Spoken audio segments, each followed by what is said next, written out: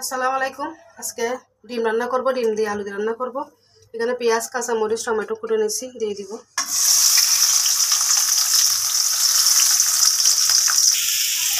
দিয়ে দিব আদা রসুন বাটা 2 চামচ,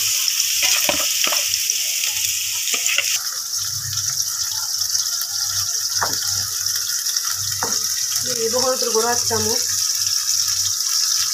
মরিচের গুঁড়া 2 চামচ দিব, কারণ আমরা একটু ঝাল খাই বেশি, 2 চামচ দিচ্ছি। ধনিয়া জিরা গুঁড়ো দিচ্ছি 1 চামচ, লবণ দিব স্বাদ মতো।